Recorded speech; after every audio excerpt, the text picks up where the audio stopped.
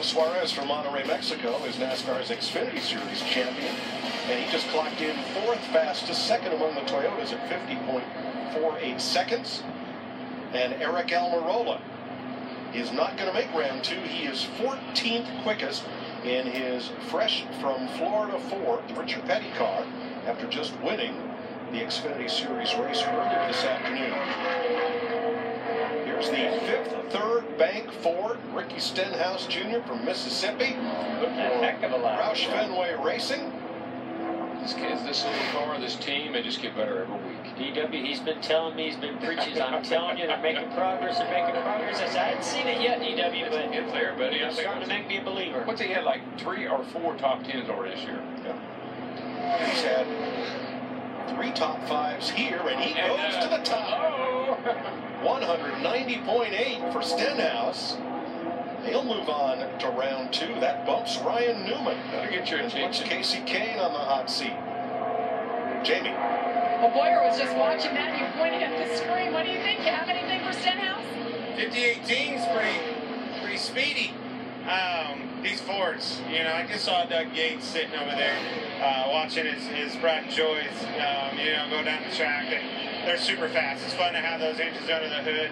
Our Haas Automation Ford it's been fast. You know, yesterday you get it out there in the pack and amongst the wolves, and you know, it did all the things you know that you look for. You look for, you know, how it reacts. You know, as somebody approaches you, you know, when you get that help from behind, what happens? You know, how fast is it?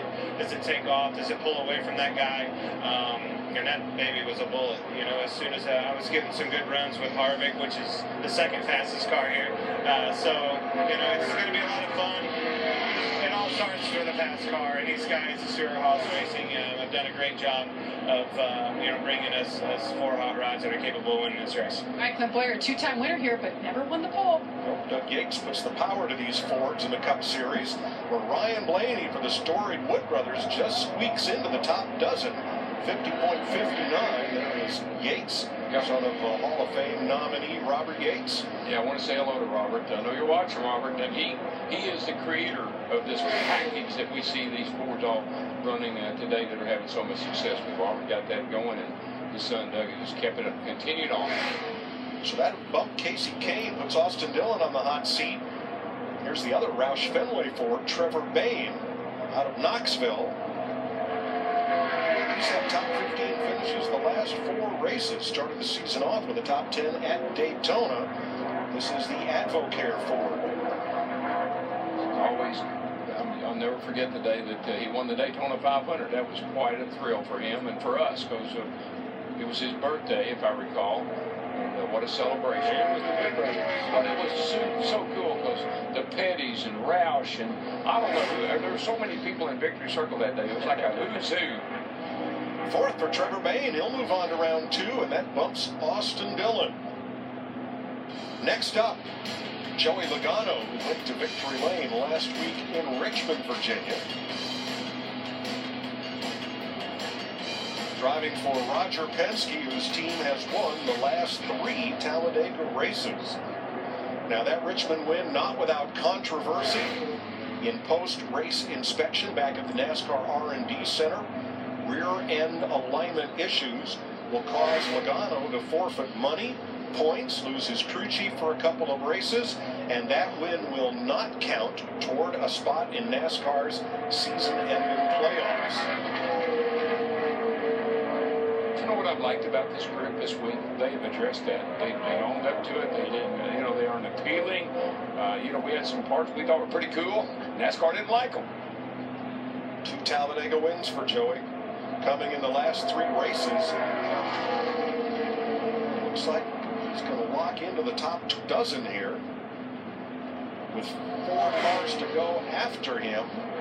9th for Logano. It's going to be close. 50-54, 189.4. That will bump Ryan Blaney and put Eric Jones Toyota on the hot seat. Kurt Busch, older of the 2 brothers from Las Vegas, driving a Stewart Haas Ford. This is this week the Haas Automation Monster Energy Ford. The Daytona 500 winner, Chief Tony Gibson. And owners Gene Haas and Tony Stewart. Had never won a restrictor plate race. He picked a good one, didn't he? He did do that. I realize that. I know. He's a great restrictor. Oh, he's a great teammate. Yeah, he pushed a lot of people to the win, but he always ran second. And as good as he and Tony Gibson, I think that celebration Tony Gibson had at Victory Circle, it brought tears to my eyes. Now he's got to pick it up. He's below the yellow line that would transfer him. Here he comes into the final round. I think maybe that's that little bit of wind we were talking about right down there in 3 and 4, a little bit of a headwind as you turn off into turn 3 and 4 and come out of there. You lose that, and it's going to be mighty tight here. I'm sure he's going to make it in the top 12. One thing that happened to DW yesterday and might not quite get in there, 13.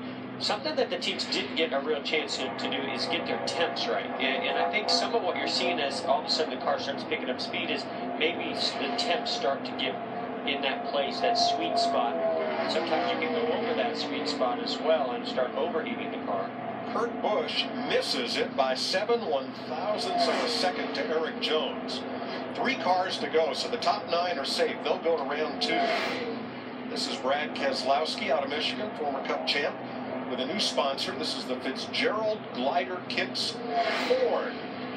They make products to make tractor trailers more efficient, both with horsepower and aerodynamics. He had a fast car last week.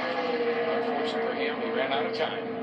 He was a little quicker than Joey, but wasn't quite able to get there at the end of the race. 4 Talladega wins for Keselowski. Yeah, that's what I was going to say, Mike. When you think about who's really strong at these types of racetracks, I mean, Brad's strong in a lot of tracks, but this one in particular on the restrictor plate tracks, if he's up front, you can be assured he's going to be a threat. He's such a student. He studies everything, and I'm sure he studies how the air flows off these cars. That's what makes him so good here. It's up third. Third for Keselowski, 50-33. Ricky Stenhouse still safe at the top. So that bumps Eric Jones. Martin Truex Jr. on the hot seat. He and Hamlin are at risk with 2 drivers to go, and they're both Stewart-Haas Fords. Kevin Harvick in the Jimmy John's Ford with a Talladega win in the spring of 2010. Let's see what Chief Rodney Childers can do here.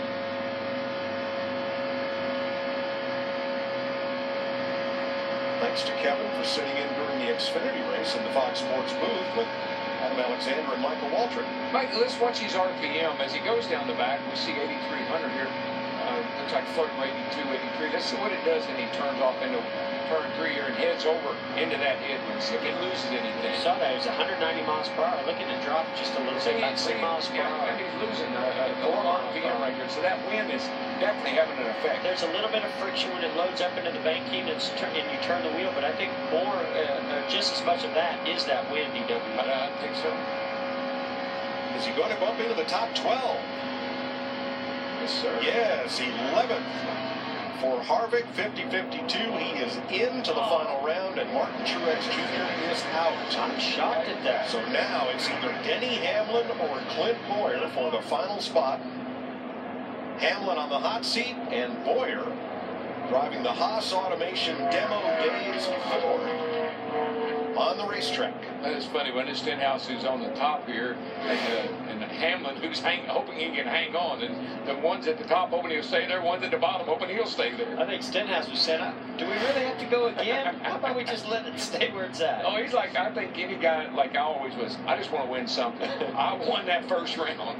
Now, Boyer's qualifying last because he had the fastest lap in the abbreviated practice session yesterday. He also has 2 Talladega wins. Yeah, I mean, you could just hear in his voice that confidence has come back. You know, he went through a lot last year before he made this move over to Stewart-Haas. Yeah. And now he's, even though he doesn't have the speed in the car right now qualifying, I think he's got to be excited about having a shot at it on Sunday.